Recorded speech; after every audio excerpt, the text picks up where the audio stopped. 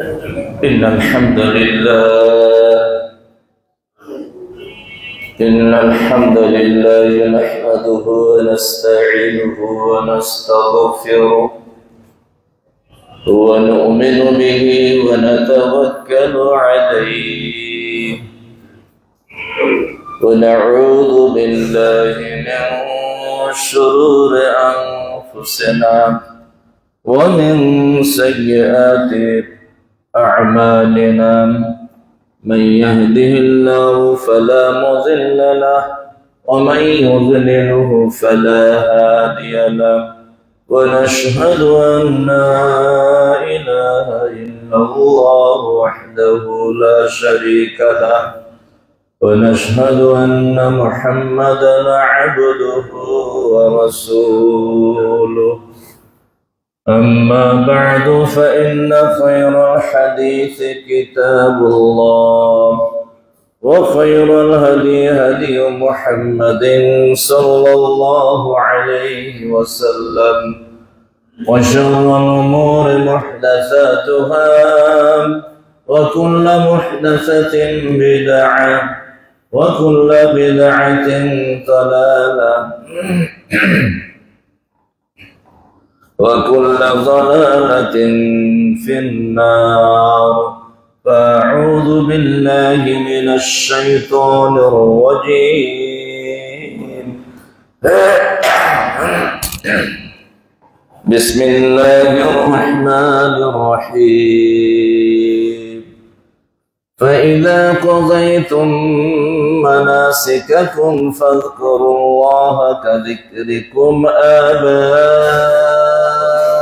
آباءكم أو أشد ذكرا وقال تعالى في موضع آخر قل إن صلاتي ونسكي ومحياي ومماتي لله رب العالمين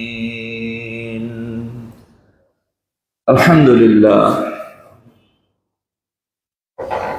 সম্মানিত মুসল্লিয়ানে کرام শুরুতে আবারও সেই মহান স্রষ্টা রব্বুল আলামিনের শাহী দরগাহে জানাই লাখ কোটি সিজদায়ে শুকর যার অশেষ অনুগ্রহে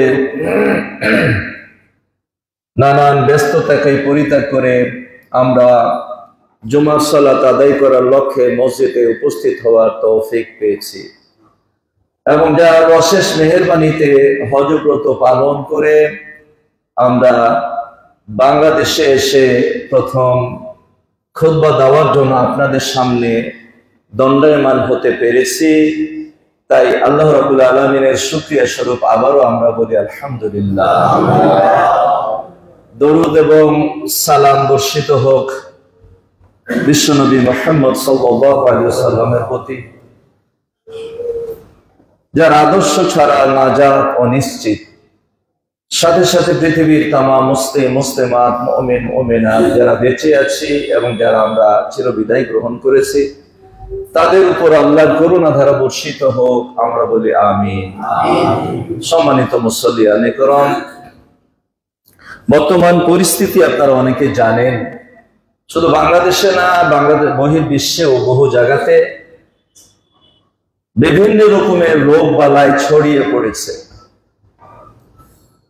বাংলাদেশে যেমন করোনা ভাইরাস আবার দেখা দিয়েছে এটা আপনারা জানেন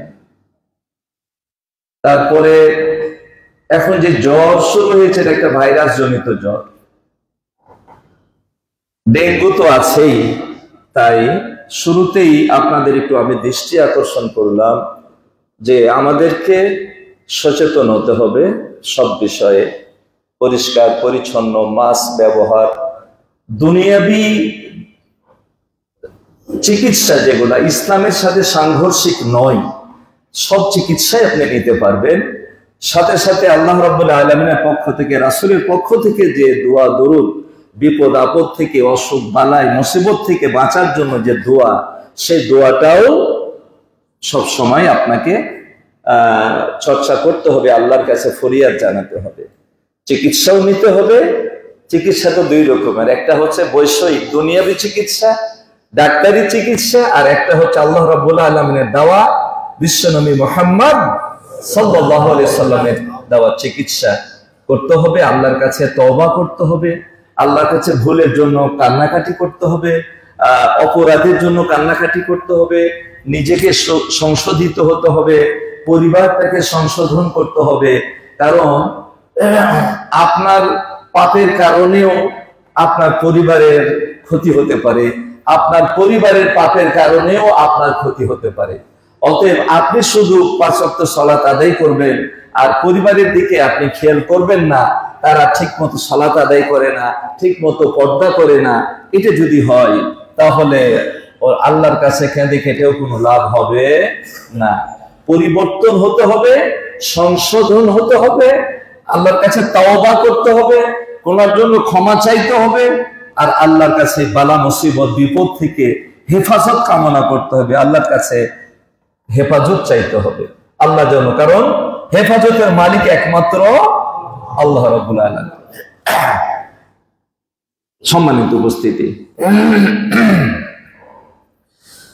যাই হোক, আমরা আপনাকে একটা ছোট্ট উদাহরণ দিয়ে আমার আলোচনা শুরু করছি যে এই যে ভাইরাস জ্বর, আমরা যখন মদিনা গেলাম, মদিনা গিয়ে আমাদের এক হাজী সাহেব জ্বর হলো, হাসপাতালে নিয়ে যাওয়া হলো, হাসপাতালে ভর্তি করা হলো, ভর্তি করে নিল, সামান্য একটু জ্বর, খুব জোরালো না, ভর্তি করে নিয়ে রাত্রের বেলাতেই ওই হোটেলে পুলিশ এসে ভরে গেল।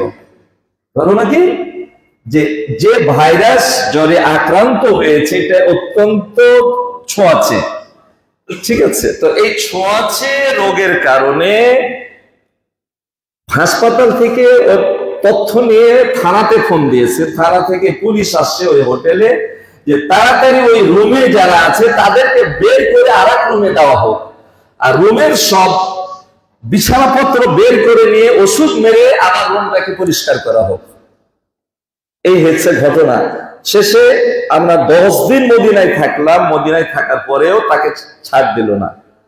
আমরা এখন চলে যাব সকালে, আমাদের 8টায় বাস আসবে, ওখানে যাওয়া হলো না, ছাড়তেছে না, আমরা চলে গেলাম তাকে রেখে।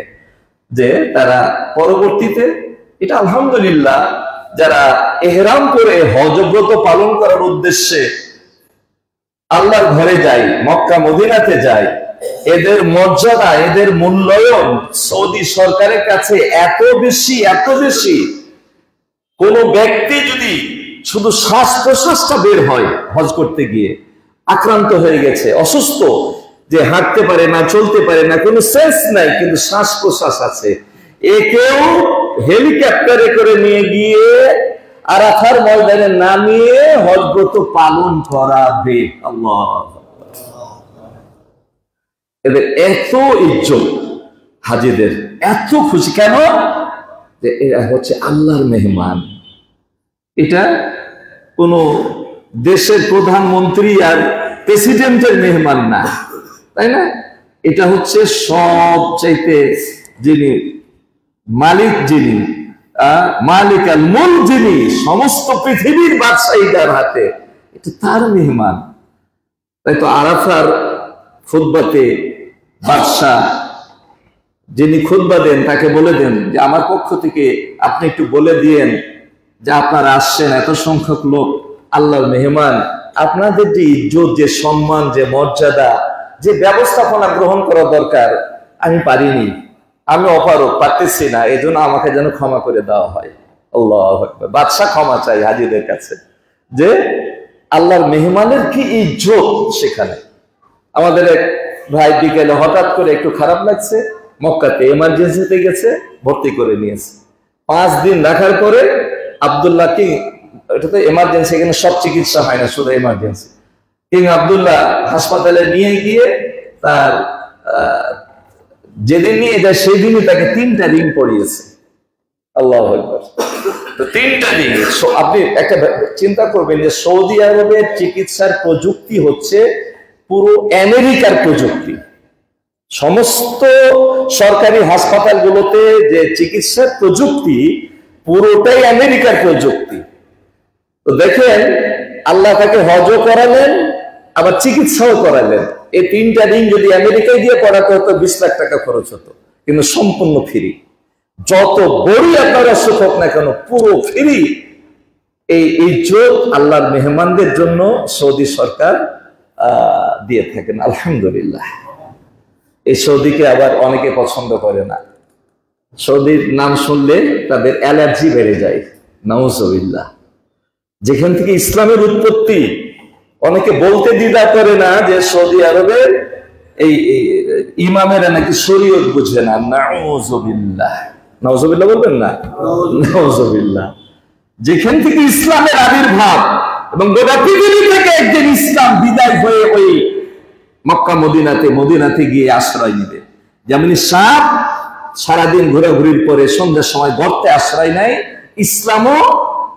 ইসলামের মূল মদিনাতে গিয়ে আশ্রয় নেবে। আর সেই মদিনার ইমামেরা নাকি শরীয়ত বুঝে না। নাউজুবিল্লাহ। সৌদির নাম শুনলে ওরা তো এটা করছে, এটা করছে। আরে এখনো যদি তাওহীদ থেকে থাকে সৌদি আরবে আছে। গোটা পৃথিবীর আলেম যদি একদিকে করা হয় আর সৌদির আলেম যদি একদিকে করা হয়, সৌদির আলেম সংখ্যা বেড়ে যাবে। আল্লাহু আকবার। 25টা ইউনিভার্সিটি আছে সৌদি আরবে, যে 25টা ইউনিভার্সিটি লক্ষ লক্ষ গোটা বিশ্বের ছাত্ররা শুধু তাদেরকে ফ্রি পড়ায় না, প্রতি মাসে 1000 রিয়াল করে পকেটে দেয় হাত খরচ করার জন্য। ইসলামের যে কি খেদমত সৌদি আরবে এখনো আছে। কেউ কোনো ভুল করলে তার প্রায়শ্চিত্ত তাকে করতে হবে। আল্লাহ কাছে কে অন্যায় করলে তার জন্য বদদোয়া না, আল্লাহর কাছে কি করবেন? আমাদের কাজকে দোয়া করতে হবে। আল্লাহ কেউ যদি ভুল করে, আল্লাহ তাকে তুমি হেদায়েত দান করো, তাই না? রাসূল সাল্লাল্লাহু আলাইহি ওয়াসাল্লামের আদর্শ তো এটাই ছিল। তার পাশে তাকে এত পিটানো, এত পাথর মারতো, আল্লাহ নিজে ফেরেশতা পাঠিয়ে দিলেন, যাও রাসূলের কাছে যাও, আমার হাবিবের কাছে যাও, তাকে গিয়ে বলো সে কি চাই, প্রতিশোধ কি ধরনের প্রতিশোধ চাই। জিবরিল আলাইহিস সালাম এসে বললেন, আমার সাথে যে আরেকজন ফেরেশতা দেখছেন, এটা কিন্তু পাহাড়ের ফেরেশতা, আল্লাহ আমাকে সঙ্গে দিয়ে পাঠিয়েছেন। এখন চান, আপনি কি চান? 2 পাহাড়কে এক জায়গাতে করে তাইফবাসীকে শেষ করে দিবে? এটা কি করবে বলেন? বলছে, আমি তো প্রতিশোধ নেওয়ার জন্য আসেনি।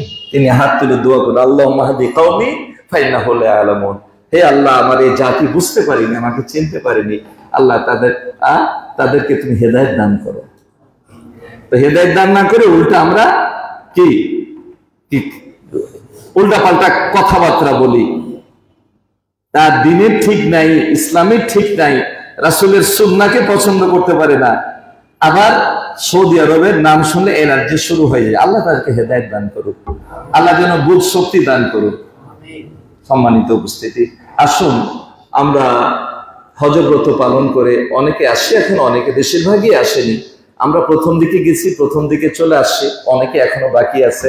তারপরেও এই সংক্রান্ত কিছু কথা আমাদের বলতেই হয় চিরাচরিত নিয়ম অনুযায়ী। তাই আজকে আপনাদের সামনে যে আয়াতটি পাঠ করেছি, আল্লাহ রাব্বুল আলামিন সূরা বাকারার 200 নম্বর আয়াতে বলছেন, ফাইদা কাযাইতুম মানাসিকাকুম, ফাইদা কাযাইতুম মানাসিকাকুম, যখন তোমরা হজব্রত পালন করে ফেললে, ফাযকুরুল্লাহ কাযিকরিকুম আবাকুম, তোমাদের কাজ কি? আল্লাহকে স্মরণ করা। হজের 40 দিন 45 দিন যে ইবাদতের মধ্যে, হজের একটা প্যাকেজের মধ্যে আমরা আপনারা ছিলাম, এবং এই 40-45 দিনই আমাদের মন মানসিকতা, আমাদের ইবাদত, আমাদের তাহাজ্জুদ, আমাদের তওয়াফ, আমাদের হজ উমরা, এর মধ্যে মিনা, মুজদালিফা, আরাফা, এর মধ্যেই তো আমরা সীমাবদ্ধ ছিলাম। তো আমরা হজের মৌসুমে আল্লাহকে স্মরণ করলাম, তাই না? যেমন ভাবে স্মরণ করা দরকার, যেমন ভাবে ইবাদত করার দরকার, স্মরণ করলাম, এবং আল্লাহর কাছে কিছু পাওয়ার জন্য, জীবনের সমস্ত অন্যায়গুলো ক্ষমা করিয়ে নেওয়ার জন্য চোখের পানি ফেললাম আরাফার ময়দানে, অনেক কিছু করলাম। এখন হজ শেষ, আমি অনেক কিছু করে ফেলেছি, এই চিন্তা করা যাবে? এখন ইবাদত একটু কমাই দিলাম, তা কি করা যাবে? না। যে হজের মৌসুমে তুমি যেমন আল্লাহকে স্মরণ করেছিলে, হজ সমাপ্ত হওয়ার পরে ওই আল্লাহকে আর ভোলা যাবে না।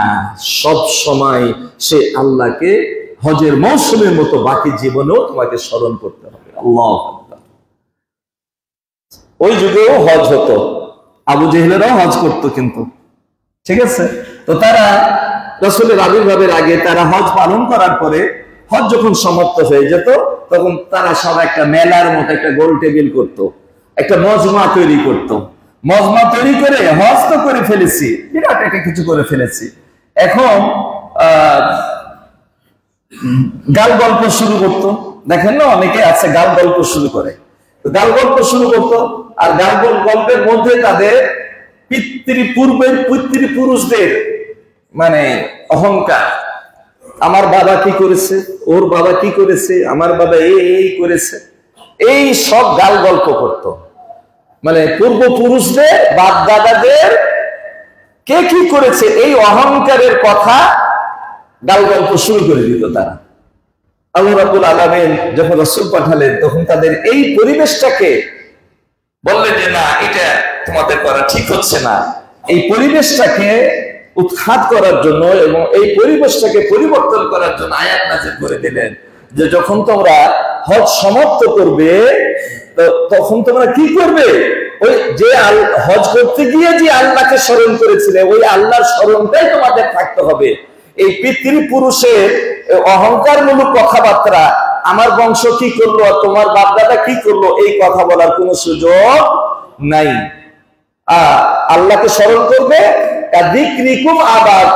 ওই কথাটার দিকে ইঙ্গিত করে আল্লাহ বলছেন তোমরা যেমন বাপ দাদার গল্প করতা, জিকির করতা, এই করছে সেই করছে, এর চাইতেও বেশি আল্লাহকে স্মরণ করবে।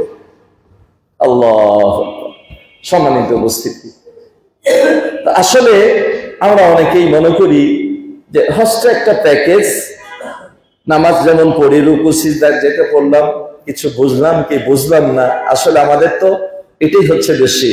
আমি নামাজে কি বলছি আমি বুঝি না। নামাজে আমরা পড়ি কেন? প্রত্যেকটা ইবাদতের লক্ষ্য আছে, প্রত্যেকটা ইবাদতের উদ্দেশ্য আছে। আল্লাহ রাব্বুল আলামিন বলেছেন লা তাকরাবুস সালাত হাত্তা তা'লামু মা তাকুলুন, বলছে তোমরা নামাজের নিকটবর্তী হবে না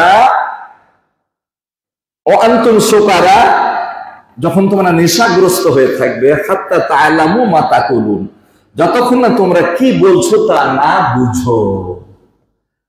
তাহলে তারা তো বুঝতো, সৌদি আরবে তারা তো আরবি ভাষায়, কোরআন আরবি ভাষাতে যা পড়া হচ্ছে তা বুঝতো, কিন্তু তাদের তখনও মদ হারাম হয়নি, তাই না? তো অনেকে এই মদ পান করে নামাজে তখন তো সেন্সটা পুরোপুরি কাজ করে না, তো ওই সেন্সটা যে কাজ করে না, অথচ তারা আরবি ভাষাভাষী, তাদেরকেও বলা হচ্ছে যে কি বলছে যে না বোঝা পর্যন্ত নামাজে দাঁড়াবে না। তাহলে এটা কি শুধু তাদের জন্যই খাস? না, এটা আপনিও নামাজে দাঁড়াতে হলে কি বলছেন নামাজে এটা আপনাকে বুঝতে হবে। আমি যদি বলি সূরা ফাতিহার বাংলা অর্থ কয়জন পারেন? হাত তোলেন, কয়েকটা হাত উঠবে মনে হয়, খুব অল্প, তাই না? অন্য সূরা যদি বলি তাহলে তবে হাত উঠবেই কিনা উঠবে না। আল্লাহু আকবার। তাহলে আপনি নামাজে কি বললেন? এটা কি ওই হিন্দু ধর্মের মতো কতগুলো কিছু বলে, নিজেও বুঝে না, মন্ত্র পাঠ করে, এটাই হলো তাদের ধর্ম। ইসলামটা কি তাই? না, ইসলামটা প্রত্যেক ইবাদতের একটা লক্ষ্য আছে, উদ্দেশ্য আছে। তো নামাজের উদ্দেশ্য কি? নামাজের মধ্যে দুইটা বিষয়, একটা হলো সিফাতুস সালাত, একটা হলো সূরাতুস সালাত। একটা হচ্ছে নামাজের রূপরেখা, কাঠামো, কিভাবে নামাজটা পড়তে হয়, কিয়াম, রুকু, সিজদা, বৈঠক, এটা হলো কি সূরাতুস সালাত। আর একটা হলো সিফাতুস সালাত, নামাজের গুণাগুণ কি, নামাজের উদ্দেশ্য কি, লক্ষ্য কি। এটাই হচ্ছে আসল জিনিস, এটাই হচ্ছে আসল জিনিস। আপনি যখন বলবেন ইয়া আইয়ুহাল্লাযীনা আকিমুস সালাতা ওয়া আতুজ যাকাত, তেলাওয়াত করবেন, বুঝবেন, তখন আপনি বুঝবেন। আপনি যখন ইমাম যখন তেলাওয়াত করবে ইন্নামাল খামরু ওয়াল মাইসিরু ওয়াল আজলাম ওয়াল আনসাবু, তোমরা জেনে রাখো যে মদ, জুয়া, এই সমস্ত এইগুলো হলো গর্হিত শয়তানি কাজ, এর থেকে ফাস্তানি বহু দূরে থাকো। তিনি যদি আপনি নাই বুঝেন, ইমামের তেলাওয়াতটা যদি আপনি নাই বুঝেন, তাহলে কিভাবে আমল করবেন? তো নামাজে কি পড়ছি, অন্তত পক্ষে আমাদের ছোট্ট ছোট সূরাগুলোর অর্থ জেনে নেওয়া ভালো। আর কোরআন শরীফের অর্থ তো প্রত্যেক মুসলমানকে জানা দরকার। এখন তো বাংলাতেও আপনি জানতে পারবেন, আপনি পাশ কেটে যাওয়ার সুযোগ নাই। তো আপনি ইংরেজি জানেন, ইংরেজিতে জানেন, বাংলায় জানেন, সরাসরি আপনি বুঝতে পারেন, আপনি বাংলায় জানতে তো হবেই, নইলে কাল কিয়ামতের করে তো আটকা পড়ে যাবো আমরা। সম্মানিত উপস্থিতি, যে কথাটি আজকে আমি বলতে চাচ্ছি, হজ এইরকম কোন বিষয় নয় যে তপ সাই মাথার চুল কাটলাম আর হজের 5 দিনে হজের মিনা মুজদালিফা আরাফাতে থাকলাম, বা শেষ হয়ে গেল, একটা রুমাল বড় পাঞ্জাবি পরে আসলাম হাজী সাহেব। আসলে কি তাই? এর লক্ষ্য নাই, এর উদ্দেশ্য নাই। উদ্দেশ্য আছে, হজের উদ্দেশ্য আছে, এবং আপনি গেছেন সেখানে আপনার জীবনের সমস্ত অন্যায়গুলোকে ক্ষমা করিয়ে নেওয়ার জন্য। এখন অন্যায়গুলোকে ক্ষমা করিয়ে নিয়েছেন, নিষ্পাপ হয়ে আপনি দেশে ফিরলেন। যদি হজ্জে মাবরুর আপনার নসিবে হয়, তাহলে নিষ্পাপ হয়ে ফিরলেন। তো নিষ্পাপ হয়ে ফিরার পরে কি আবার গুনাহ শুরু করে দিব? না, ওই নিষ্পাপটা যেন আপনি ধরে রাখতে পারেন। তাই আসেন সংক্ষিপ্ত ভাবে আমি বলি যে হজের মূল লক্ষ্য এবং শিক্ষা কি। অনেকগুলো আছে। হজ্জে মাবরুর না হলে তো আপনি পুরস্কার পাবেন না। হজ্জে মাবরুর নিয়ে অনেক কথা বলেছি, এগুলা অনলাইনে আছে, আপনারা দেখবেন হজ মৌসুমে, সেদিকে আমি যাচ্ছি না। আমি শুধু এতটুকুন বলবো, যারা আমরা হজ করেছি, এই বছর হোক বিগত বছরে হোক, যারা হজ করেছি, আমাদের অনেকগুলো শিক্ষার মধ্যে মৌলিক, ইবনে হাজার আসকালানী ফতুহুল বারীতে তিনি মৌলিক তিনটা শিক্ষার কথা বলেছেন। আজকে আমি মৌলিক ও 3টা শিক্ষার কথাই বলি। কমপক্ষে বহু শিক্ষার কথা এখানে রয়েছে। তার মধ্যে মৌলিক 3টা শিক্ষা কি? যে মৌলিক শিক্ষা হচ্ছে 1 নম্বর, যে আপনি হজের মৌসুমে কি শিক্ষা গ্রহণ করবেন, কি শিক্ষা নিয়ে আসবেন। প্রথম শিক্ষা হচ্ছে যে তাওহীদের শিক্ষা। প্রথম শিক্ষাটা হচ্ছে তাওহীদের শিক্ষা। দ্বিতীয় শিক্ষা হচ্ছে রাসূলের আনুগত্যের শিক্ষা। আর 3 নম্বর শিক্ষা হচ্ছে যে পূর্বে যা ছিলেন হজ করে আসার পরে তার চাইতে উত্তম আপনাকে হতে হবে। এই 3টা মূল শিক্ষা আপনার জীবনে বাস্তবায়িত করতে হবে। এই জন্য আপনি 40 দিনের একটা প্যাকেজে ট্রেনিং কোর্সে গেছিলেন, এই ট্রেনিং গুলো নিয়েছেন। তাওহীদের শিক্ষা আপনাকে নিতেই হবে। দেখেন, হজের শুরু থেকে শেষ পর্যন্ত আপনাকে তাওহীদের শিক্ষা দেওয়া হচ্ছে। কেন? রাসূল সাল্লাল্লাহু আলাইহি ওয়াসাল্লাম তার 23 বছরের জীবনে 13 বছরই তাওহীদ নিয়ে আলোচনা করেছেন, তাওহীদের শিক্ষা দিয়েছেন। কারণ তাওহীদ যদি ঠিক না হয়, শিরক কাকে বলে আর তাওহীদ কাকে বলে, তাওহীদ বুঝতে হলে শিরক বুঝতে হবে, আর শিরক বুঝতে হলে তাওহীদ বুঝতে হবে। দুটোই বুঝতে হবে, তাহলে আপনি পরিপূর্ণ তাওহীদ বুঝতে পারবেন। না হলে কখন যে আপনি শিরকিয়াতের মধ্যে নিমজ্জিত হয়ে আপনার তাওহীদকে ধ্বংস করে দিবেন, আপনি নিজেও বুঝতে পারবেন না। আসুন সংক্ষিপ্ত ভাবে আপনাকে বুঝিয়ে দিই যে হজ করতে গিয়ে যে আমরা সবচেয়ে বড় শিক্ষা হচ্ছে তাওহীদের শিক্ষা। আপনি হজের স্টার্ট কিভাবে করলেন? ইহরামের মাধ্যমে না? ইহরামের মাধ্যমে। তো ইহরাম মনে মনে নিয়ত করলেন আর মুখে বললেন লাব্বাইক উমরাতান, লাব্বাইক হাজ্জান। এই কথাগুলোই তো আমরা বলি। আর লাব্বাইক উমরাতান, লাব্বাইক হাজ্জান বলার সাথে সাথে যে স্লোগানটা আমরা শুরু করি সেটা কি? তালবিয়া। তালবিয়া হচ্ছে একটা স্লোগান। এই স্লোগানটা আমরা শুরু করি হজের মৌসুমে। স্থলভাগ থেকে যারা আসে, জলস্থল থেকে যারা আসে, আকাশ পথ থেকে যারা আসে, সবারই একই উচ্চারণ। পৃথিবীর যে কোনো দেশ থেকে, 200টার অধিক দেশ থেকে হাজী সাহেবরা যে হজ করতে আসে, প্রত্যেকেরই একই স্লোগান, লাব্বাইক আল্লাহুম্মা লাব্বাইক, লাব্বাইক লা শারীকা লাকা লাব্বাইক, ইন্নাল হামদা ওয়ান নি'মাতা লাকা ওয়াল মুলক লা শারীকা লাক। একই স্লোগান। এই স্লোগানে কি বলছে আপনাকে?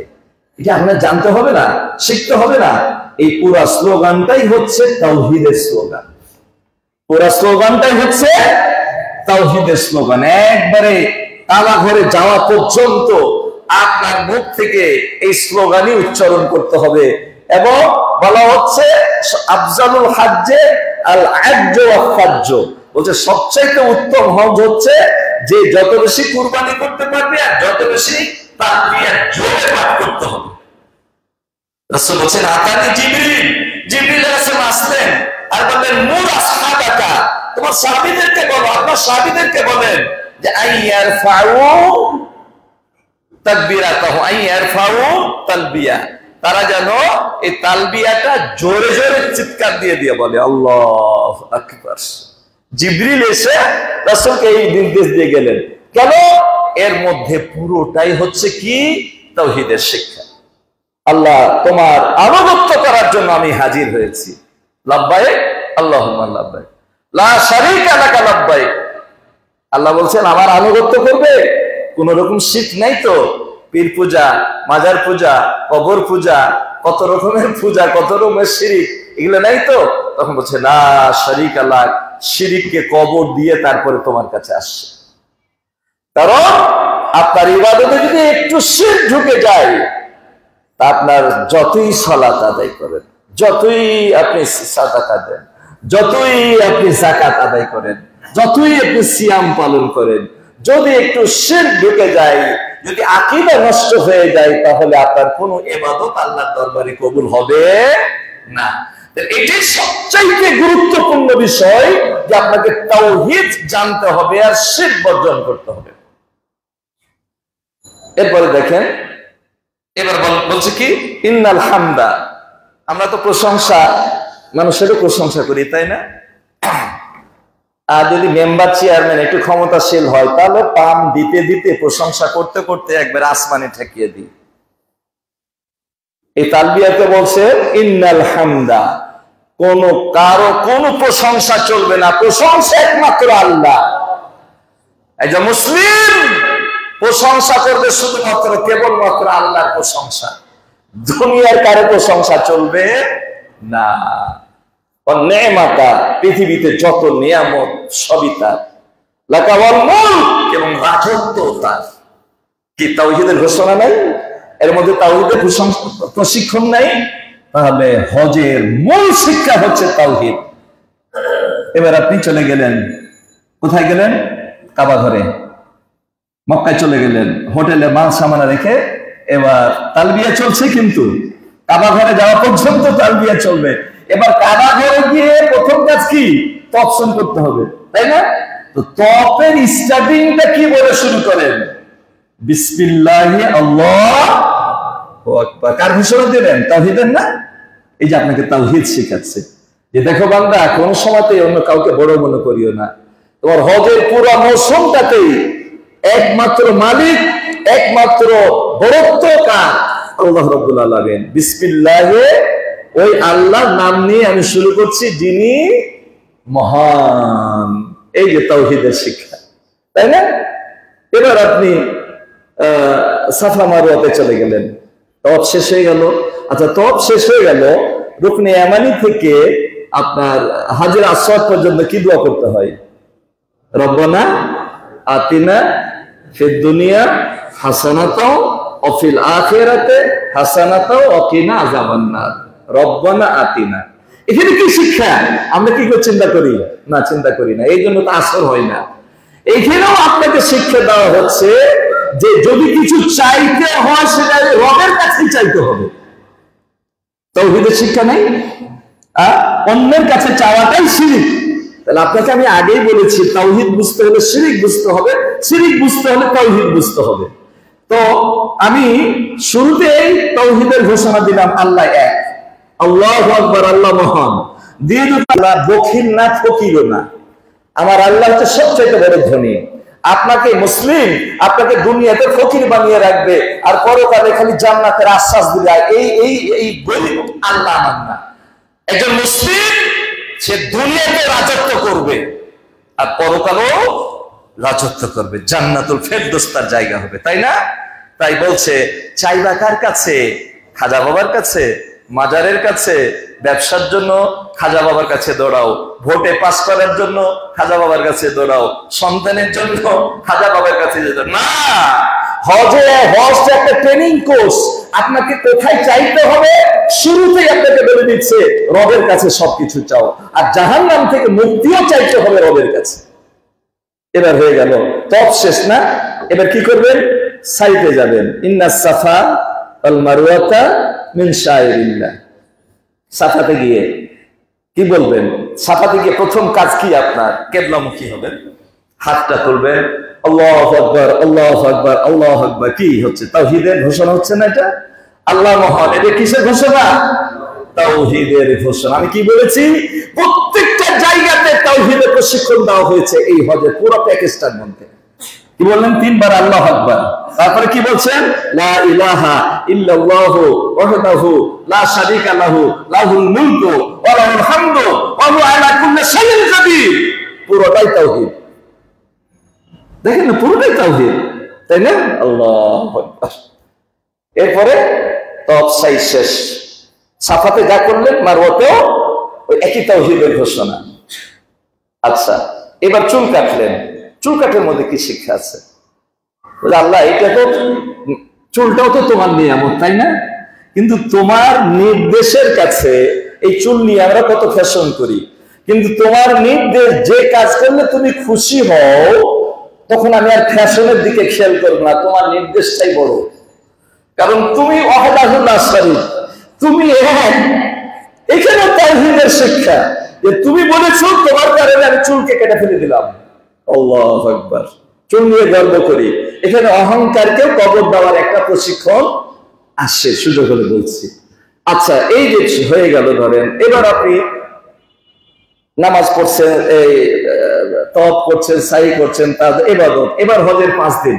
এবার আসেন, হজের 5 দিনে আপনি কি শিক্ষা নিলেন? হজের 5 দিনে আপনি ইহরাম বাঁধবেন, তো ওই একই নিয়াত, লাব্বাইক হাজ্জান। এরপরে কি বলবেন? লাব্বাইক আল্লাহুম্মা লাব্বাইক। তালবিয়া শুরু হয়ে গেল। তালবিয়া মানে কি? তাওহীদের ঘোষণা। হাদিসের মধ্যে আসছে আহাল্লান নবী সাল্লাল্লাহু আলাইহি ওয়াসাল্লাম বিতাওহীদ।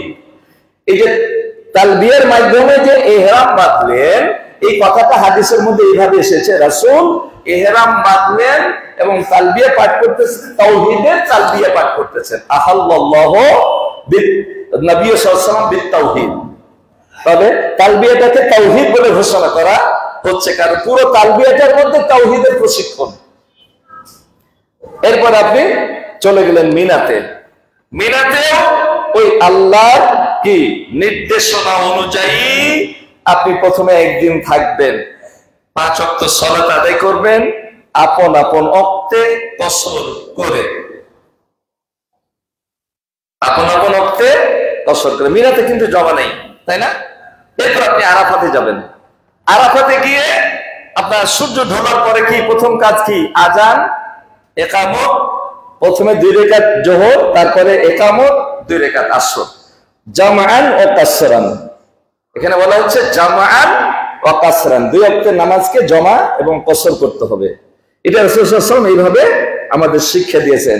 কিন্তু দুর্ভাগ্য, হতভাগা, আপনি দেখবেন বাংলাদেশের 80-90% লোক সুন্নাহ অনুযায়ী হজ করে না। এদের কাছে সুন্নাহর কোনো গুরুত্ব নেই, এদের কাছে সুন্নাহর কোনো গুরুত্ব নেই। আরাফার ময়দানে জোহরের রক্তে জোহরে 4 রাকাত, আসরের রক্তে আসর 4 রাকাত তারা পড়বে। নাউযুবিল্লাহ, আল্লাহ তাদেরকে হেদায়েত দান করুক। এরা বলে সৌদি আরবের আলেমেরা শরীয়ত বুঝে না। এরা বলছে যে মসজিদের নামেরা, মসজিদে পড়লে না এই রাসূলের তরিকা মানতে হবে, আর মসজিদের বাইরে পড়লে রাসূলের তরিকা আর মানতে হবে না। তো পীর সাহেবের তরিকায় চলে যাবে, ইমাম সাহেবের তরিকায় চলে যাবে, বুজুর্গানে দিনের তরিকায় চলে যাবে। নাউযুবিল্লাহ। আরাফা হচ্ছে সর্বশ্রেষ্ঠ জায়গা, সর্বশ্রেষ্ঠ সময় এবং সবচাইতে বেশি জাহান্নাম থেকে মুক্ত পাওয়া যায়। সেখানে রাসূলের সুন্নাহকে জবাই করা হয়। জিজ্ঞেস করা হলে তোমরা এটা করছো, রাসূল তো তা করেনি। আমরা জিজ্ঞেস করেছি এটা কেন করো, তোমরা একসঙ্গে জামআন কাসরান কেন করো না?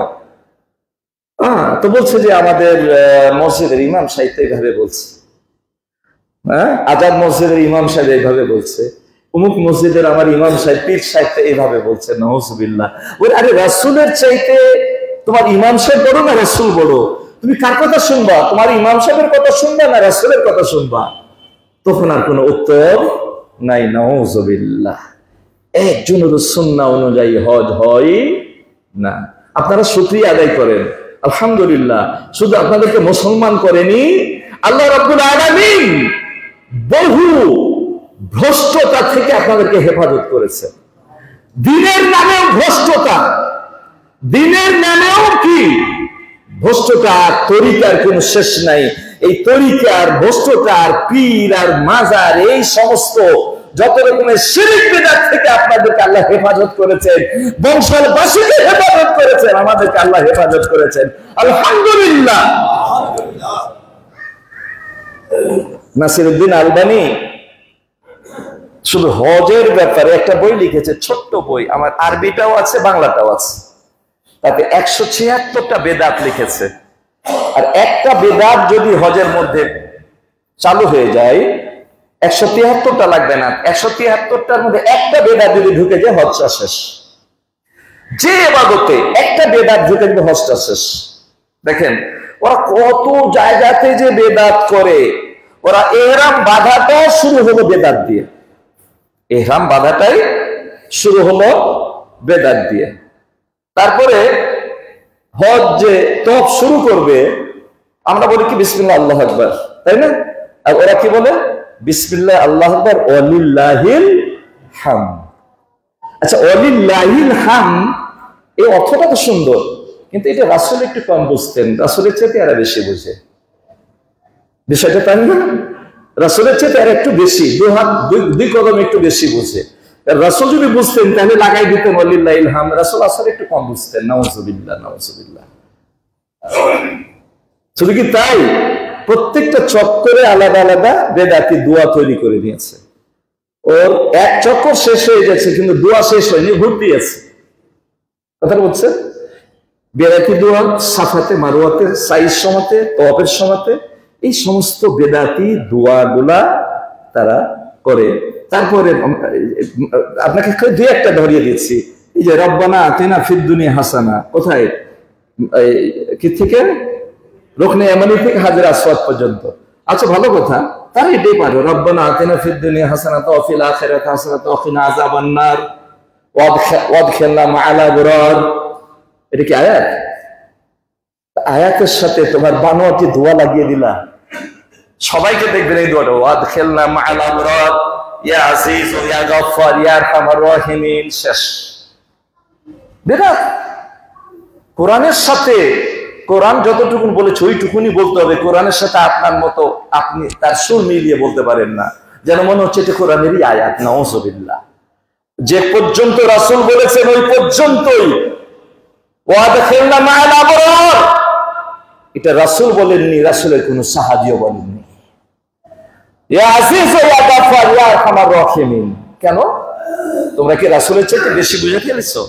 হ্যাঁ, এদের হজ কি যে হবে আল্লাহই ভালো জানেন। কারণ প্রত্যেকটা হজের জায়গাতে যে নাসিরউদ্দিন আলবানী 176টা বেদাত বলেছে না, এই বেদাত গুলা 176টা এরা পালন করে। তো নাসিরউদ্দিন আলবানী তো বাংলাদেশ, ভারত, পাকিস্তানের বেদাতীদের খবর রাখে না। যদি রাখতো তাহলে আরো 100 যোগ হতো, তাহলে 276টা হতো। কথাটা বুঝছেন?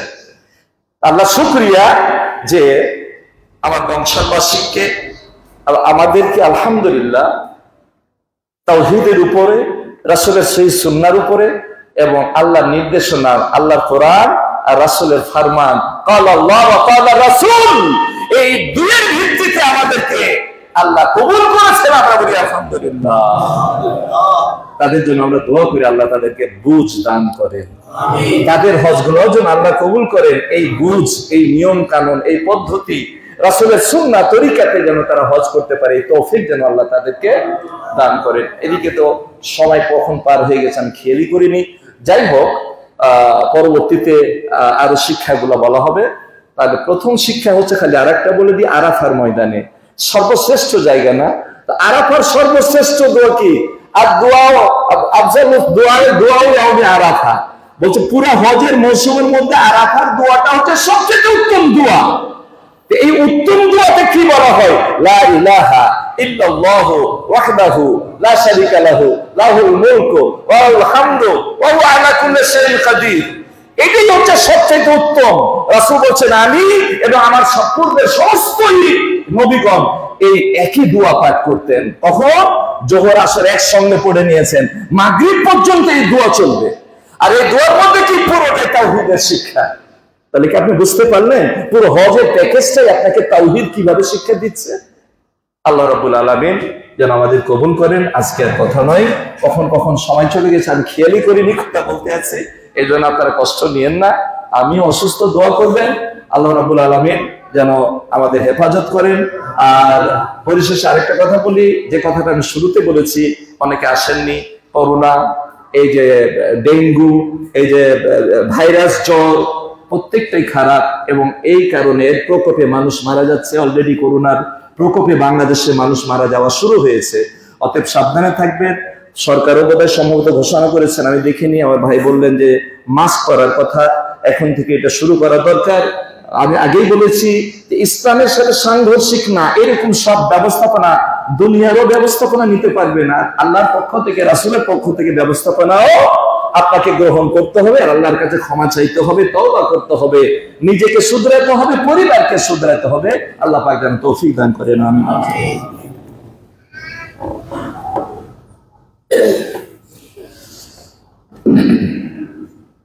আলহামদুলিল্লাহিল্লাযী ওয়াকাফা ওয়া সালামুন আলা ইবাদিল্লাযীনা ইসতাফা, আম্মা বা'দ। সম্মানিত উপস্থিতি, আসুন তাহলে আমার জীবনটাকে হজের পরবর্তী কি করণীয়? 1 নম্বর তাওহীদ, এটাকে মজবুত করতে হবে, আকীদায় ঠিক করতে হবে, প্রত্যেকটা আমল সুন্নাতের মাপকাঠিতে করতে হবে। 3 নম্বর, আগের চাইতে পরে আপনার সবকিছুই, চারিত্রিক সবকিছুই, ইবাদত, লেনদেন, মুআমালাত সবকিছুতে উন্নত হতে হবে। এই 3টা যদি পাওয়া যায়, তাহলে ইমাম ইবনে হাজার আসকালানী বলেছেন, আশা করা যায় আপনার হজটা হজ্জে মাবরুর হওয়ার আশা করা যেতে পারে। বেশ কয়েকজন ভাই দোয়া চেয়েছেন, অনেক বাড়িতে অসুখ, অনেক বাড়িতে, যে আমাকে কয়েকটা কাগজও দিয়েছে, আর মৌখিকভাবে অনেকেই বলেছে অনেক বাসায় অসুখ। বিশেষ করে আমাদের সেক্রেটারি নুরুল ইসলাম ভাইয়ের বড় ভাই, তিনিও বেশ অসুস্থ এবং অনেকের অসুস্থ। এই যেমন এখানে চকবাজার উর্দু রোডের মোহাম্মদ নাজিম উদ্দিনের বড় বোন অসুস্থ, দোয়া চেয়েছেন। এখানে আর একজন ভাই দোয়া চেয়েছেন, একই অবস্থা, মহস্য অবস্থায় ভর্তি আছেন একজন ভাই, দোয়া চেয়েছেন। মাহবুব ভাইয়ের ছোট বোন, এখানে একজন আমাদের বোন। এছাড়া যারা দোয়া চাননি, বাড়িতে, হাসপাতালে, ক্লিনিকে, দেশে, দেশের বাইরে যারা চিকিৎসাধীন রয়েছে, আমরা সকলের জন্য দোয়া করবো, আল্লাহ সকলকে যেন শেফায়ে কামিলা দান করে। আমরা যারা হজ ব্রত পালন করেছি, আল্লাহ যেন আমাদের হজগুলোকে কবুল করে এবং আমাদের চারিত্রিক মাধুর্য, চারিত্রিক গুণাবলী আল্লাহ যেন আরো ডেভেলপ করে দেন। আমরা যেন আগের চাইতে ভালো হয়ে চলতে পারি। আগে অনেক অন্যায় করেছি, আল্লাহ আর অন্যায় করব না, তোমার হজ জিয়ারত করে এসেছি, আর অন্যায় হবে না। আমি যেন অন্যায় না করি, তার জন্য তোমার কাছে সাহায্য চাই, তুমি আমাকে সাহায্য করো যেন আমি তোমার পথে চলতে পারি। ইবাদাল্লাহ রাহিমাকুমুল্লাহ, ইন্নাল্লাহা ইয়া'মুরু বিল আদলি ওয়াল ইহসানি ওয়া ইতা'i যিল কুরবা ওয়া ইয়ানহা আনিল ফাহশাই ওয়াল মুনকারি ওয়াল বাগyi ইয়া'iযুকুম লা'আল্লাকুম তাযাক্কারুন। اذكروا يذكركم ودعوه يستجب لكم ولذكر الله تعالى لا جل وعلا أكبر. قوموا للصلاة أيها الناس.